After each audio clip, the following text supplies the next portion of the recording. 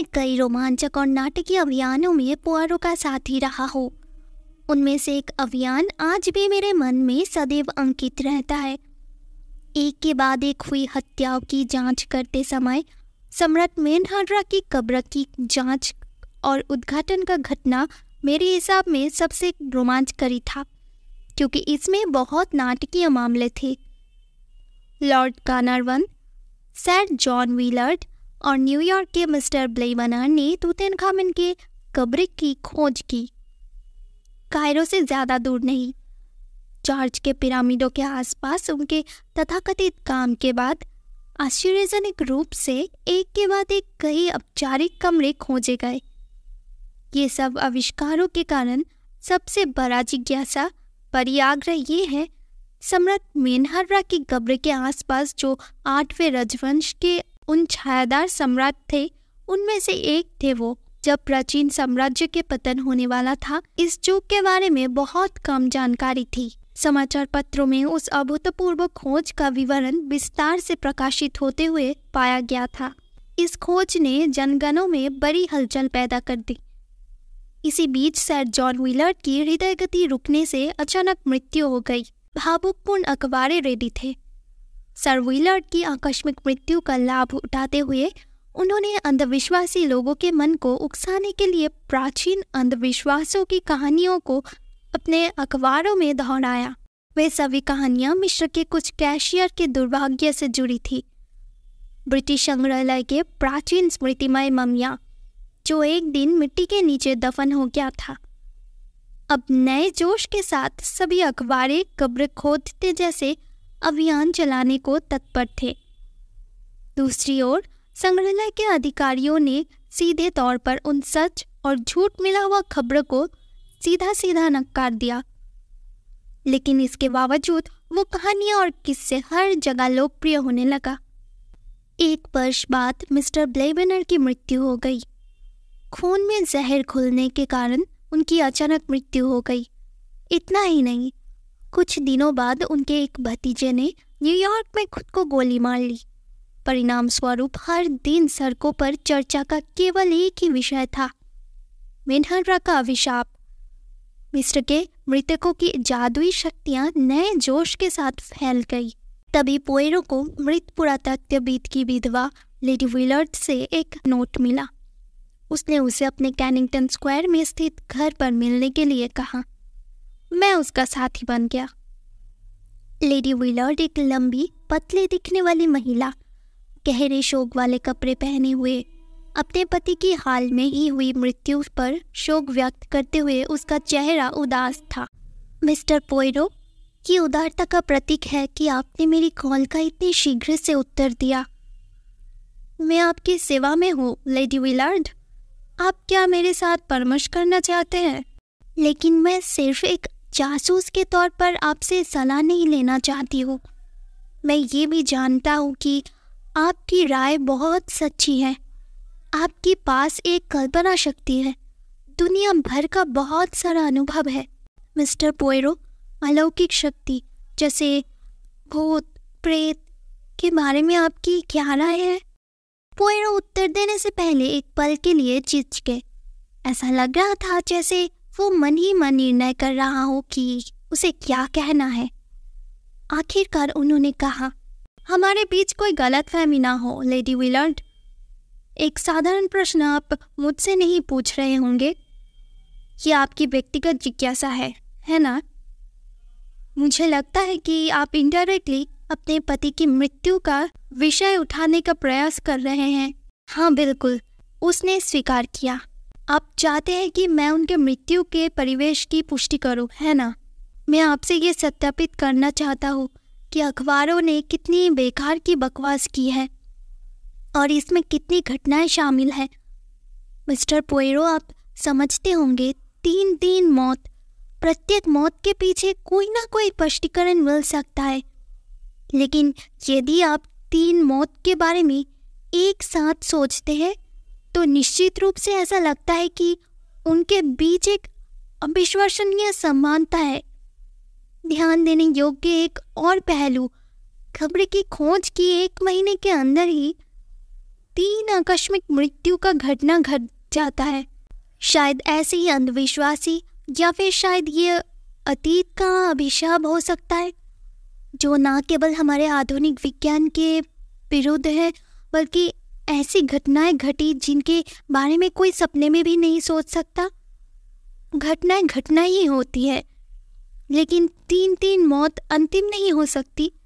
तो अब आप किसके लिए आशंका कर रहे हैं? मेरे बेटे के लिए।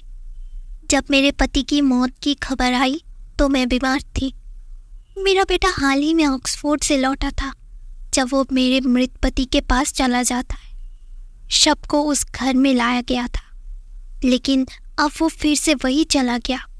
मैंने उसे बहुत मना किया, मिन्नत की ना जाने के लिए, लेकिन उसने मेरी बात नहीं मानी। उसे अपने पिता का काम इतना पसंद है कि वो अपने पिता का उत्तराधिकारी बनकर उत्खनन जारी रखना चाहता है।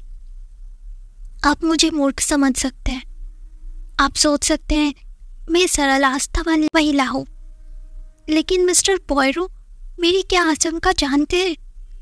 अगर मृत सम्राट की आत्मा अभी भी असंतुष्ट हो तो आप शायद सोचते होंगे कि मैं मूर्ख हूँ। नहीं, बिल्कुल नहीं, पॉयरो ने तुरंत कहा। मैं भूतों में भी विश्वास करता हूँ, मुझे अलौकिक घटनाओं में भी बहुत विश्वास है, और मुझे भी डर है। मुझे लगता है कि दुनिया की महान ताकतों में से एक है जिसके बारे में कोई नहीं जानता। मैंने आश्चर्य से पॉयरो की ओर देखा। मैंने कभी नहीं सोचा था कि पॉयरो अंधविश्वासी में से विश्वास करता है, लेकिन ये तो मानना ही पड़ेगा कि उस छोटे से आदमी में ईमानदारी थी। अब आप क्या चाहते हैं? अपने बेटे की सुरक्षा के लिए उसे कोई खतरा तो नहीं? ठीक है, मैं पूरी कोशिश करूंगा कि आपके बेटे को कोई नुकसान न पहुंचे। हाँ, आमतौर पर ऐसा ही होता है, लेकिन आपको गुप्त प्रभावों से लड़ना होगा। लेडी विलर्ड, आप जानती हैं, मध्य युग में कई तरह काले जादू का उल्टा प्रयोग आप देखे होंगे। शायद हमारे आधुनिक विज्ञान से भी वे बहुत ज़्यादा जानते थे। फिलहाल चलिए उस घटना पर वापस आते हैं। मुझे अपने भविष्य के काम के लाभ के लिए वास्तविक तथ्यों को अच्छी तरह से जानना चाहिए। ठीक है, आपके पति ने अपना सारा जीवन मिस्र की सेवा में समर्पित किया था, है ना? हाँ, अपनी जवानी से। वो उस संबंध में महान योग्य पुरातत्वविद में से एक थे, लेकिन जहाँ तक मुझे पता है, मिस्टर ब्लेवनर एक अपने मर्जी के पुरातत्वविद थे। क्या ये खबर सच है? हाँ, बिल्कुल सच है। वो बहुत अमीर आदमी था, अर्थ का कोई चिंता ही नहीं था। वो जब चाहे जिस विषय पर काम करना चाहते थे उस पर काम करते थे। इसको बचकानापन के अलावा और क्या कहा जा सकता है? ये मेरे पिता ही थे जिन्होंने उनकी रुचि इजिप्शियोलॉजी में जगाई, और उनकी अपार संपत्ति की मदद से ही उत्खनन कार्य को जारी रखना संभव हो पाया। और उसका भतीजा, मुझे बताइए कि आप उसकी पसंद के बारे में क्या जानते हैं? क्या वो भी इस टीम में थे? मुझे ऐसा नहीं लगता। आपको सच बताऊं तो जब तक मैंने अखबार में उनकी मृत्यु का खबर नहीं पढ़ी, मुझे उनके अस्तित्व के बारे में कभी पता ही नहीं चला। मुझे नहीं लगता कि वो और मिस्टर ब्लेवनर बिल्कुल भी अंतरंग थे और उसका कोई भी रिश्तेदार थे। ये बात उन्होंने कहीं जाहिर नहीं की। टीम के अन्य सदस्य कौन थे? डॉक्टर टॉसवेल, ब्रिटिश संग्रहालय के एक कनिष्ठ अधिकारी, न्यूयॉर्क के मेट्रोपॉलिटन संग्रहालय के मिस्टर स्लाइडर, एक युवा अमेरिकी सचिव, डॉक्टर एड अमीस, ये सभी अपने व्यावसायिक क्षमताओं में मेरे पति के अभियान में शामिल हुए। और वहाँ था मेरे पति का एक वफादार परिचारक, एक स्थानीय व्यक्ति, उसका नाम हसन है। क्या आपको उस युवा अमेरिकी सेक्रेटरी का नाम याद है? जहाँ तक मुझे याद है, हार्पर, लेकिन मैं पूरी तरह निश्चित नहीं हूँ। वह मिस्टर ब्लेवनर के साथ ज़्यादा दिन तक नहीं था, हालांकि वो बहुत अच्छा युवक था। बहुत बहुत धन्यवाद लेडी विलर्ड।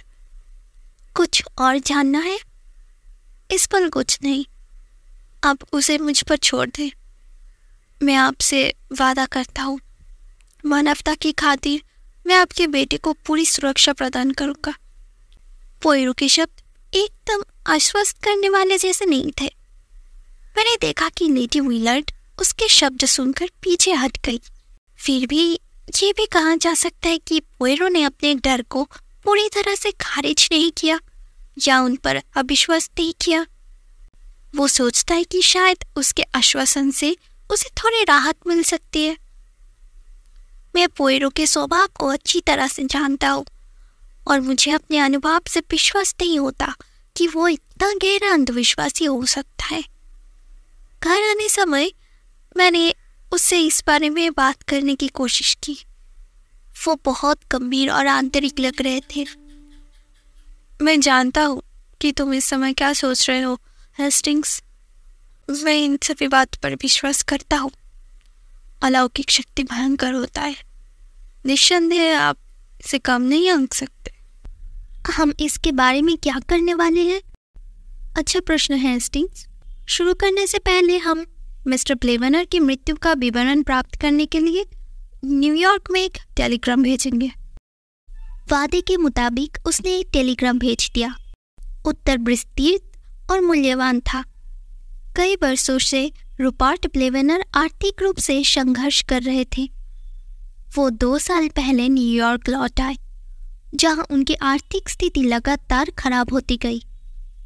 सबसे उल्लेखनीय घटनाओं में से एक जो मेरे दिमाग को झंझोड़ देती है वो ये है कि हाल ही में वो बड़ी रकम उधार लेने में सक्षम हुआ था। उस पैसे से मिस्र जाने का रास्ता आसान हो गया। वह मेरा एक अच्छा दोस्त है। उन्होंने कहा मैं उनसे उधार ले सकता हूँ।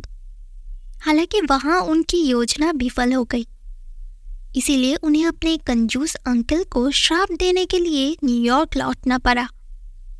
हालांकि उनके अनुसार कि उनका अंकल का स्वभाव है कि वो मृत व्यक्ति की गंदगी का ख्याल रखेंगे, लेकिन उन्हें अपने भतीजे के लिए कोई सिरदर्द नहीं है। सर जॉन व्हीलर्ड की मिस्र प्रवास के दौरान मृत्यु हो गई। न्यूयॉर्क में उनका जीवन और अधिक खराब होने लगा।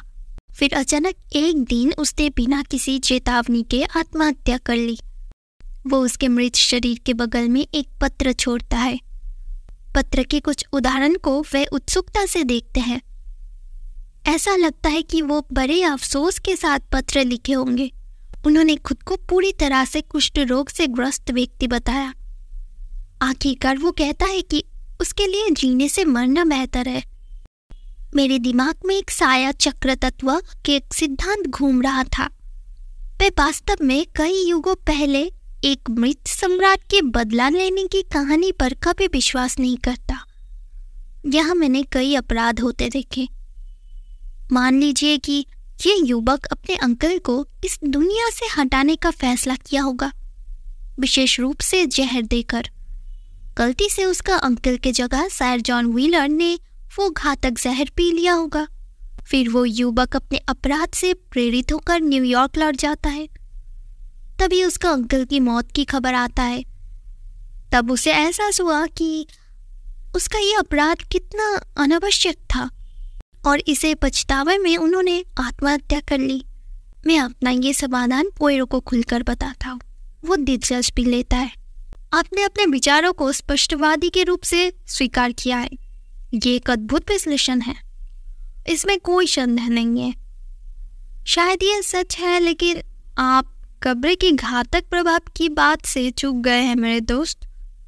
मैंने कंधे उचकाकर कहा, क्या आप अब भी इसमें उसका प्रभाव के बारे में सोचते हैं?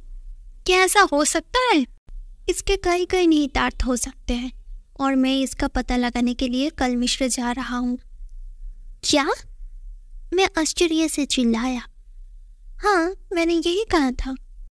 पोयरो के चेहरे पर आत्मचेतना की अभिव्यक्ति दिखाई दी। फिर गहरी चीख के साथ उन्होंने कहा, ओह समुद्र! क्या आप ग्रीनिच समुद्र के बारे में सोच रहे हो? 1 हफ्ता बाद की घटना। हमारे पैरों के नीचे पूरे रेगिस्तान और सुनहरी रेत की रेगिस्तान है। सूरज सिर पर चढ़ गया है। पोयरो आत्मविश्वास से मेरे बगल में चल रहा था। नाटा आदमी बहुत अच्छा यात्री नहीं है। मार्सिलीज से हमारी 15 दिनों की समुद्र यात्रा उनके लिए लंबे समय तक सोचने का विषय थी। कायरो पहुंचकर हमने तुरंत पिरामिडों की छाया में स्थित मीना हाउस होटल में ठहरे। मिस्र की सुंदरता ने मुझे बहुत आकर्षित किया, लेकिन पोयरो को इतना नहीं। उसके कपड़े लंदन के ही स्वरूप है। साथ में जेब में अपने कपड़े साफ करने के लिए एक ब्रश लेकर आया था। रेगिस्तान के देश, धूल और रेत से लड़ने के लिए। और मेरे जूतों की जड़ी? मेरी ओर तेरे दृष्टि से देखते हुए उन्होंने कहा, इन्हें जरा नजर में रखना हेस्टिंग्स, वरिया चमड़े से बनी जूते हैं। देख रहे हो ना कितने चमकदार है। देखो जूतों के अंदर रेत घुस गया है जो बेहद दर्दनाक है, और बाहर का हिस्सा आंखों के लिए बहुत दर्दनाक है। और सूरज की तेज धूप में मेरी मूंछें कैसे नरम होती जा रही है। स्फिंक्स को देखो, उसका सिर इंसान जैसा है और शरीर शेर जैसा है। मुझे इसमें एक रहस्य की गंध आती है। साथ ही मैं उसकी सुंदरता की भी प्रशंसा करता हूँ। पोयरो को शायद मेरी बातें पसंद नहीं आई। उसने अधीरता से कहा, देखते नहीं इसके लिए हवा कितनी भारी हो रही है। हवा में अप्रसन्नता का भाव है। और क्यों नहीं अव्यवस्थित ढंग से आधा ढका हुआ। ओ ये शापित रेत। अब आ जाओ, बेल्जियम में भी बहुत सारी रेत है। मैंने उसे याद दिलाया, लेकिन ब्रूसेल्स में नहीं। पोयरो ने उल्टा जवाब दिया। पिरामिडों को देखकर उसने कुछ सोचा। ये सच है कि वे आकार में ठोस और जियोमेट्रिक है, लेकिन उसके ऊपर की परत असमान और अप्रिय है। और तार के पेड़, मुझे ये बिल्कुल पसंद नहीं आई। यहाँ तक कि पेड़ भी पंक्तियों में नहीं लगाए गए। मैंने उसके बिलाप को कम करने के लिए विषय बदल दिया और उससे कहा कि हमें कैंप की ओर अपनी यात्रा यहीं से शुरू करनी चाहिए। वहाँ हमें ऊंट की सवारी करनी है।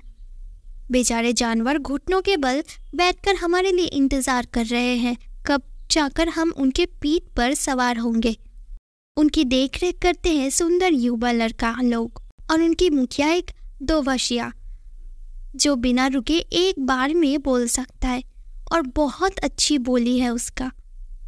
पोयरो एक ऊंट की पीठ पर बैठा था। मैंने उस दृश्य को ना जाने क्यों टाल दिया। मुझे देखकर शायद उसका दबा हुआ दर्द फूटकर बाहर आ सकता था। इसकी शुरुआत बड़बड़ाहट और बिलाप से होती है और एक तेज चीख के साथ खत्म होती है। वो वर्जिन मेरी और कैलेंडर की सभी संतों को इशारा करता है और प्रार्थना करता है, और जब वो आखिरकार भागकर ऊंट से उतरता है तो उसका शरीर बहुत ढीला और थका हुआ होता है। मेरा शरीर कई दिनों से आकर रहा था। आखिरकार हम खदानों के गद्दे के पास पहुंचे और जैसे ही हम थोड़ा आगे बढ़े, एक आदमी जले हुए चेहरे के साथ हमारी ओर आया। उसका चेहरा भूरे दाढ़ी से भरा हुआ था, सफेद कपड़े पहने हुए थे, उसके सिर पर एक हेलमेट थी। हमारे साथ मुलाकात करने आए। क्या आप मिस्टर पोयरो और हेस्टिंग्स हैं? हमें आपका टेलीग्राम समय पर प्राप्त हुआ। हमें इस बात का बहुत अफसोस है कि कायरो में कोई आपका स्वागत करने नहीं आ सका। यहाँ पर एक अकल्पनीय घटना घटने के कारण हमारे सारी योजनाएं विफल हो जाती है। पोयरो का चेहरा पीला पड़ गया। क्या फिर कोई मर गया? वो जोर जोर से सांसें लेता है। हाँ सर गाय विलर्ड, मैं चीख उठा। नहीं कैप्टन हेस्टिंग्स, मेरे अमेरिकी सहकर्मी मिस्टर स्लाइडर। मृत्यु का कारण? पोयरो ने पूछा। टिटेनस? अचानक मुझे लगा कि किसी बुरी ताकत ने मेरे शरीर का सारा खून चूस लिया है। मेरा शरीर हल्का सफेद पड़ गया। मुझे अपने चारों ओर एक अशुभ, अस्पष्ट और डराने वाला माहौल महसूस हुआ। एक भयानक चिंता मुझे परेशान कर रही थी। अगर मैं अगला शिकार होता तो क्या होता? ओ क्या बहबहता है? पोयरो ने धीमी आवाज में शिकायत की। मुझे कुछ समझ नहीं आ रहा है, ये बहुत भयानक है। मुझे बताओ मिस्टर, टीटेनस से मौत, इसमें कोई संदेह नहीं है ना? मैं इस पर विश्वास नहीं कर सकता। हालांकि मुझे लगता है कि डॉक्टर एम्स इसे मुझे बेहतर कह सकते हैं। ओह, ये बात है, लेकिन आप डॉक्टर नहीं हैं। मेरा नाम टॉसविल है, जैसे कि लेडी व्हीलर द्वारा वर्णित है। ब्रिटिश विशेषज्ञ, ब्रिटिश संग्रहालय में एक छोटा अधिकारी। मैं तुरंत उस आदमी के बारे में एक गंभीर और दृढ़ दृष्टिकोण की कल्पना कर सकता था। यदि आप मेरे साथ आएंगे, डॉक्टर टॉसविल ने आगे कहा, मैं आपको सर गाई व्हीलर के पास ले जाऊंगा। आप लोग आते ही उनको खबर देना है। वो आपके आगमन की उत्सुकता से प्रतीक्षा कर रहा है। वो हमें कैंप के एक बड़े तंबू में ले गया। डॉक्टर टॉसविल ने तंबू की प्रवेश की पर्दा उठाई। हम अंदर दाखिल हुए। अंदर 3 लोग बैठे थे। टॉसविल ने कहा, सर गाय, मिस्टर पोयरो और कैप्टन हेस्टिंग आ गए हैं। उनमें से सबसे युवा लड़का जल्दी से हमारे सामने कूदते हुए आ पड़ा। मैंने उसके आगे आकर अभिवादन करने के स्वभाव में एक प्रकार की भावनात्मक अभिव्यक्ति देखी। मुझे इस संबंध में माँ की याद आई। दूसरे लोगों के जैसा इतना भी काला पड़ा हुआ चेहरा नहीं है, लेकिन उसकी आंखें बैठी हुई है, जिससे उसकी 22 साल की उम्र की तुलना में कई अधिक बड़ा लगती है। इसे साफ है कि वो भयानक तनाव से जूझ रहे हैं। उन्होंने हमें अपने 2 साथियों से मिलवाया। 30 साल के डॉक्टर आमिस, उनके बाल सफ़ेद होने लगे हैं, और mister secretary Harper, horn rim वाले चश्मे वाला एक अच्छा दिखने वाला लड़का। मैंने कुछ मिनटों तक उसका पीछा किया। हम सर गाय और डॉक्टर अमीस के साथ बैठे। मिस्टर पोयरो, आप जो भी जानना चाहते हैं कृपया पूछे, विलार्ड ने कहा। लगातार कई आपदाओं के बाद हम बहुत निराश हो गए हैं। मैंने पढ़ा है कि एक की दूसरे से सामना करने के अलावा और कुछ नहीं हो सकता। उसके व्यवहार से ऐसा लग रहा था कि वो भटका हुआ है। उनकी बातें बहुत विश्वसनीय नहीं है। मैंने देखा कि पोयरो उसे ध्यान से देख रहा था।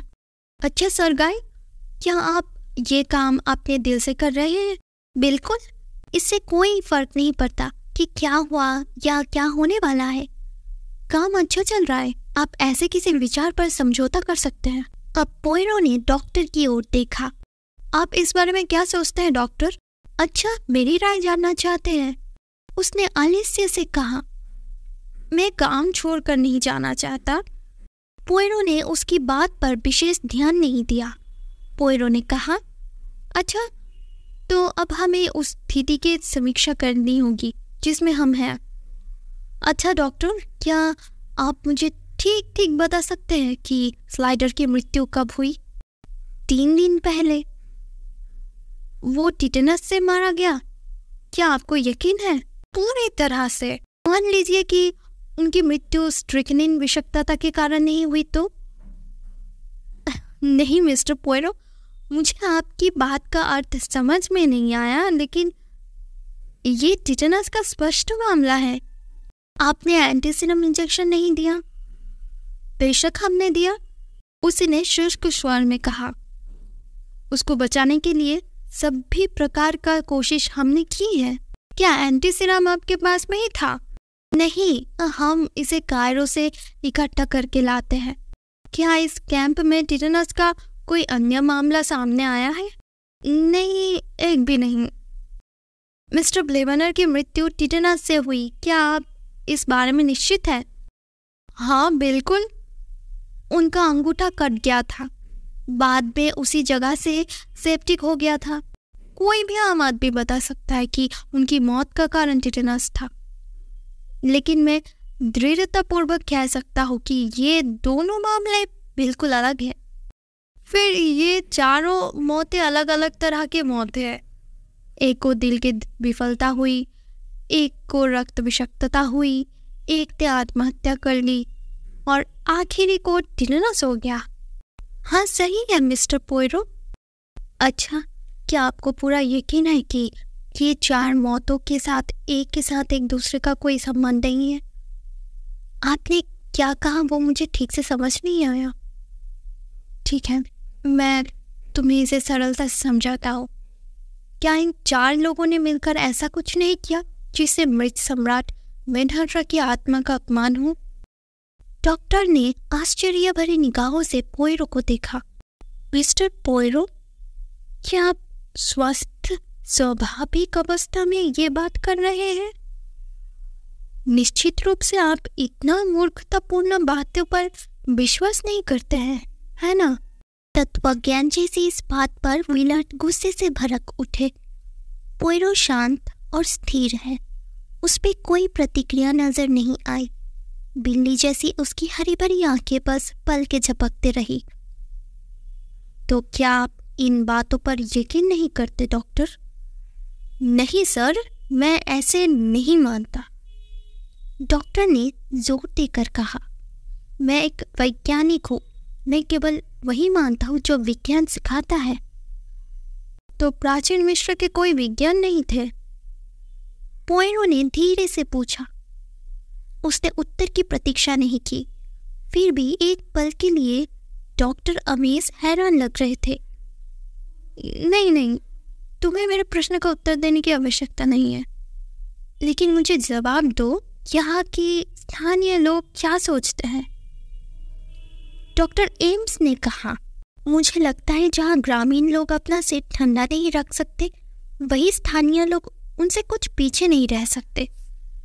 मैं मानता हूँ वे वैसे ही है जैसे आप कहते हैं, लेकिन इसका कोई कारण नहीं है। ऐसा दिन प्रतिदिन हो रहा है।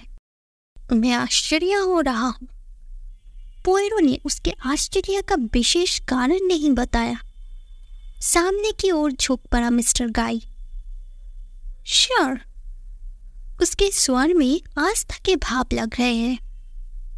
आप इस पर विश्वास कर सकते हैं, लेकिन बात बिल्कुल निर्विवाद है। यदि आप ऐसा कुछ सोचते हैं तो आप प्राचीन मिस्र के बारे में कुछ भी नहीं जान पाएंगे। उत्तर देने के लिए पोयरो ने अपनी जेब में से एक छोटी सी किताब निकाली, पुराने कपड़े में लिपटी किताब। जैसे ही मैंने किताब उठाई, मैंने नाम देखा, the magic of the Egyptians and Chaldeans. फिर वो मुड़ा और कूद कर तंबू में घुस गया। डॉक्टर ने मेरी ओर स्थिर तेज दृष्टि से देखा। उसका क्या प्लान है बताइए तो? पोयरो के मुंह से ऐसा बयान अक्सर सुनने को मिलता है, लेकिन दूसरे के मुंह से इसे सुनकर मेरे चेहरे पर स्वाभाविक रूप से मुझसे हंसी आ गई। मैं ठीक नहीं जानता, मैंने स्वीकार किया। मेरा मानना है कि उसके पास भूत प्रेत की बुरी शक्ति को नष्ट करने की कोई योजना है। फिर मैं पोयरो की खोज में निकल पड़ा। मैंने उन्हें मृत मिस्टर ब्लेबनर की युवा सेक्रेटरी से बात करते हुए देखा। नहीं, मैंने मिस्टर हार्पर को ये कहते हुए सुना, मैं इस ऑपरेशन में केवल 6 महीने से शामिल हूँ। हाँ, मैं मिस्टर ब्लेबनर को बहुत अच्छी तरह से जानता हूँ। क्या आप मुझे उसके भतीजे के बारे में कुछ बता सकते हैं? 1 दिन बाद यहाँ आया। लड़का ज़्यादा बुरा नहीं लग रहा था। मैंने पहले कभी उसे नहीं देखा था, लेकिन अन्य लोगों ने उसे देखा होगा। जैसे कि मुझे लगता है जैसे एम्स और स्लेडर। वृद्धीय सज्जन उसे देखकर बहुत खुश नहीं हुए। हर वक्त मैंने उन दोनों के बीच जुबानी जंग देखी। 1 सेंट भी नहीं। बुढ़ा चिल्लाया, अभी भी नहीं। मेरे मरने के बाद भी तुम्हें 1 पैसा नहीं मिलेगा।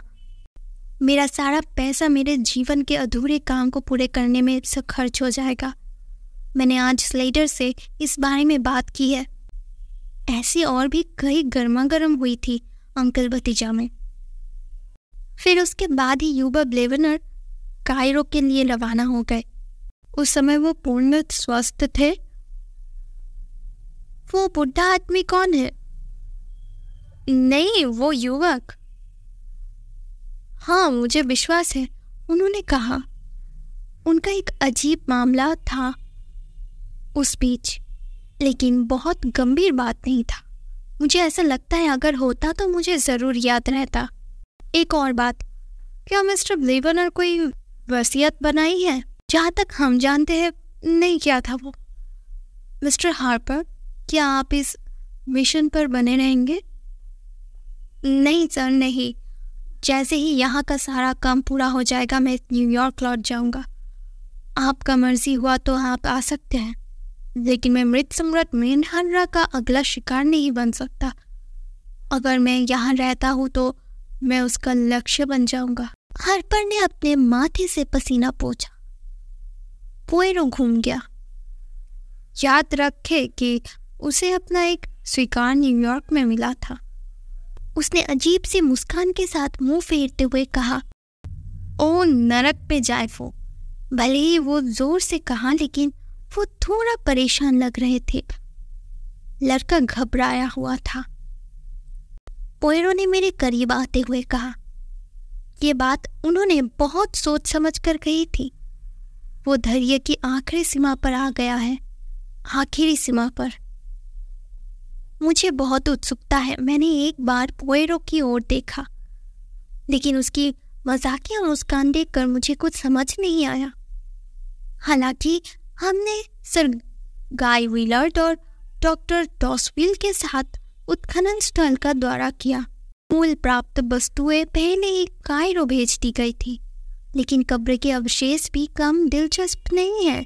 बैरॉन का उत्साह भी कम नहीं रहा होगा, लेकिन मैंने देखा कि उसका व्यवहार थोड़ा असामान्य परेशान था, जिसे वह बहुत कोशिश करने पर भी छिपा नहीं सका। हमारे लिए निर्धारित तंबू में लौटकर मैं रात के खाने पर जाने से पहले अपने हाथ और चेहरे को धोने के लिए बाहर जाने वाला था। ठीक उसी वक्त प्रवेश द्वार के सामने एक लंबा काला आदमी खड़ा दिखा, जो एक सफेद ढीला घुटने तक लंबा अंगरखा पहना हुआ था। चेहरे पर मुस्कान के साथ उन्होंने अरबी में हमारा स्वागत किया। पोयरो ठहर गया। तुम हसन हो ना? लेट सर जॉन विलार्ड के परिचारक? सर जॉन विलार्ड की सेवा किया हूँ और अब उनके बेटे की सेवा करता हूँ। वो हमारी ओर बढ़ा और धीमी आवाज में बोला, वे कह रहे थे कि आप बहुत बुद्धिमान व्यक्ति हैं, बुरी आत्माओं पर बहुत शोध किए हैं। मेरे मालिक को यहाँ से जाने दो। यहाँ हमारा चारों ओर आकाश में, हवा में बुरी शक्तियाँ छाई हुई है। फिर वो सोफे पर कूदकर हमारा जवाब के इंतजार करने की बजाय तेजी से चला गया। आकाश, हवा में बुरी शक्तियाँ, फुसफुसाया पोयरो। हाँ, मैं भी यही महसूस करता हूँ। हमारा डिनर अच्छा नहीं गया। दिमाग बहुत बुरी तरह से खराब हो रहा था। फिर से कब क्या होता है, फिर कौन बुरी शक्ति का शिकार बनता है, इसके विचार से हमारा मन तब भरा हुआ है। इस बीच उन्होंने मिस्र की प्राचीन सभ्यता के बारे में एक लंबा भाषण दिया। जैसे ही हम आराम करने के लिए तैयार हो रहे थे, सरगाई ने पोयरो का हाथ दबाकर आगे की ओर इशारा करके उसका ध्यान आकर्षित किया। तंबू में एक छाया आकृति घूम रही थी। मैं स्पष्ट रूप से पहचान सका कि ये कोई इंसान नहीं था। कुत्ते के सिर वाली एक छायादार आकृति कब्र की दीवार पर खोदी हुई दिखा था। सचमुच मेरा खून बर्फ की तरह ठंडा होने लगा। इतना भयानक। जुमरी के सिर वाली मूर्ति दिवंगत आत्माओं के देवता की तरह है। पोयरो ने आगे बढ़ते हुए बुदबुदाया, शायद कोई हमें धोखा देने की कोशिश कर रहा है। डॉक्टर टॉसविल चिल्लाए। वो तुरंत उठ खड़ा हुआ। उसकी आंखों में नफरत भरी हुई थी। आप देख रहे हैं हार्पर, छाया की आकृति अब आपके तंबू में प्रवेश कर गई है। सरगाई ने बुदबुदाया। उसका चेहरा बहुत शुष्क लग रहा था। नहीं, पोयरो ने अपना सिर हिलाते हुए कहा, ठीक से देखो, वो डॉक्टर एम्स के तंबू के अंदर घुस रहा है। डॉक्टर ने उसे संदेह की दृष्टि से देखा। फिर उन्होंने डॉक्टर टॉसवेल की बात दोहराई। कोई हमें बेवकूफ बनाने की कोशिश कर रहा है। चलो हम उस आदमी को रंगे हाथ पकड़ लेंगे। वो बड़े उत्साह से उस छाया आकृति का पीछा करने के लिए दौड़ा। मैंने उसका पीछा किया, लेकिन गौर से देखे तो उस रास्ते से किसी जीवित व्यक्ति या भूत के गुजरने का कोई निशान नहीं मिला। हम विचलित मन से वापस आए। दूसरी ओर पोयरो अपनी मर्जी से नहीं, बल्कि अपनी सुरक्षा के लिए दोगुने उत्साह के साथ काम कर रहा था। मैंने उसे हमारे तंबू के सामने रेत पर विभिन्न चित्र बनाते देखा। मुझे एहसास हुआ कि उनके चित्र का विषय 5 सितारे वाला एक पेंटागन था। उन्होंने वही चित्र दोहराया। इसके अलावा पोयरो अपने सामान्य सहज तरीके से चुड़ैलों और सामान्य जादू टोने पर यादृच्छिक व्याख्यान देते हैं, जबकि सभी लोग उसकी बातें थोड़ा बहुत ध्यान से सुन रहे थे। लेकिन मिस्टर टॉसवेल स्पष्ट रूप से उत्तेजित हो रहा था। वो मेरे बगल में ही खड़े थे। उन्होंने मुझसे कहा, ये सब बकवास है सर। उसके बाद उसे उत्तेजना की स्थिति में बकबक करता रहता है। वो आदमी जुआरी है।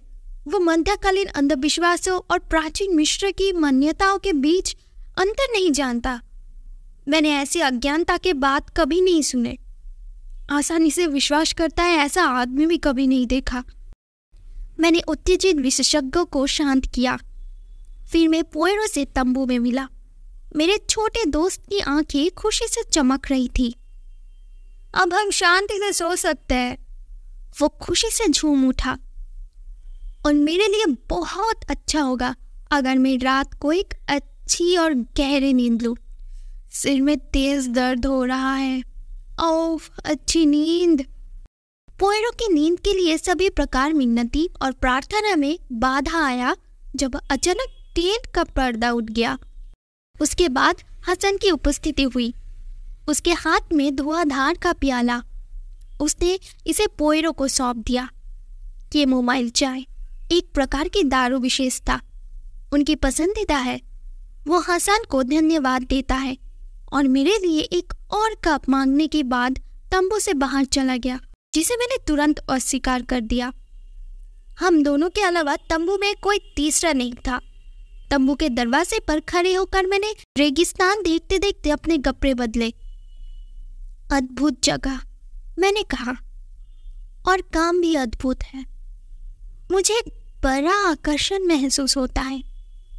ये रेगिस्तानी जीवन, ये वीरानगी, सभ्यता के बाहरी इलाके में खोज। पोयरो, आपको रोमांच महसूस करना चाहिए। मुझे उत्तर नहीं मिला। मैं थोड़ा नाराज होकर पलटा।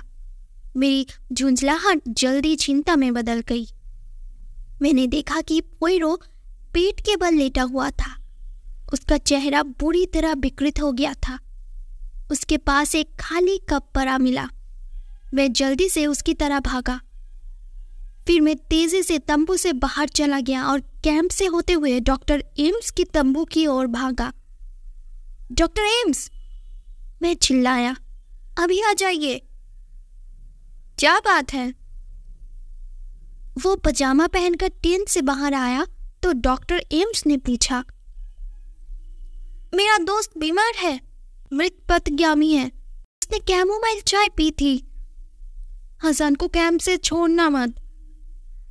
डॉक्टर बिजली की तरह हमारे तंबू की ओर दौड़े। पोयरो उसी हालत में सोफे पर लेटा हुआ था जैसा मैंने देखा था। अभूतपूर्व, डॉक्टर एम्स ने कहा, जैसे उस पर जबरदस्ती बल प्रयोग किया गया है। आप क्या कह रहे थे? उन्होंने किस प्रकार की ड्रिंक पिया था?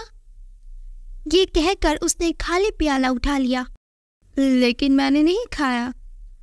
पीछे से एक शांत स्वर आया। मैं आश्चर्य से पलटा। तब तक पोयरो बिस्तर पर बैठ चुका था। वो मुस्कुरा रहा था। नहीं, नम्रतापूर्वक उसने कहा, मैंने वो चाय नहीं पी।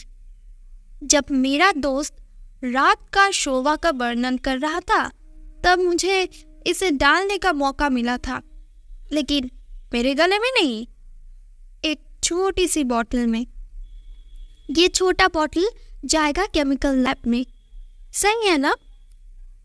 जैसे ही डॉक्टर जाने के लिए अचानक उठा, पोयरो ने दोहराया, एक समझदार आदमी होने के नाते आपको ये समझना चाहिए कि संघर्षों का कोई समाधान नहीं है।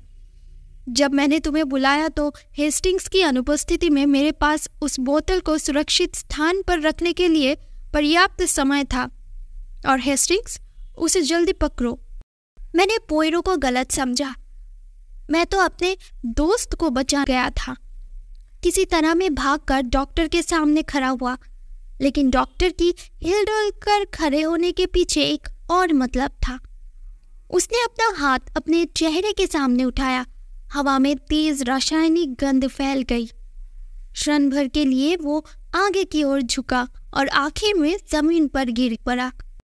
एक और शिकार, पोयरो ने गंभीरता से कहा, लेकिन शायद यही अंत है, और यही सबसे अच्छा तरीका है। उनके माध्यम से 3 मौत हुई एक साथ।